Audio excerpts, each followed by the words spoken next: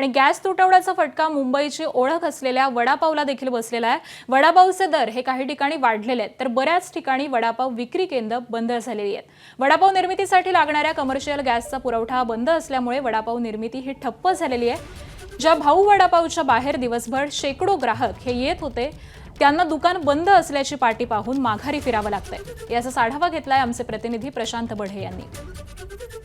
मुंबईसह महाराष्ट्रामध्ये होत असलेल्या कमर्शियल गॅसच्या पुरवठ्याचा तुटवडा याचा मोठा फटका जो आहे तो मुंबईची ओळख असलेल्या वडापावला देखील बसलेला आहे।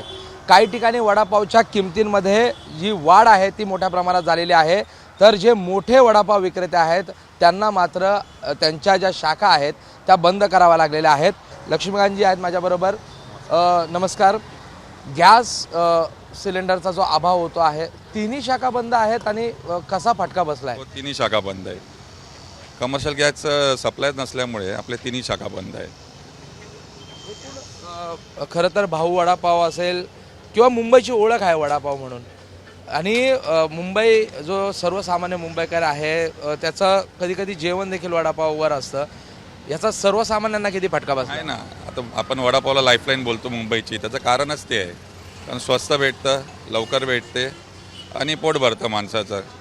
कारण सर्वसामान्य चाकारमान जो आहे तो बहुतेक वेळ तो घराच्या बाहेरच असतो। घरी जेवण त्याचं कधी होतं काय, त्याचं एकच टाईम जेवतो रात्रीच्या वेळेला, दिवसाचं जेवण त्याचं होतच नाही बहुतांश लोकांचं।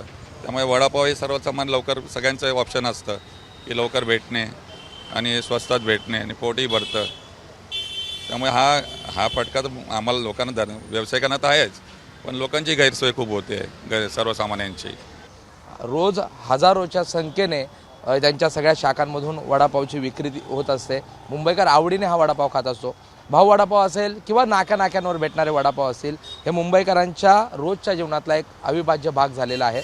मात्र या गॅस तुटवड्याचा मोठा फटका या वडापाव विक्रीला देखील बसलेला आपल्याला पाहायला मिळतोय।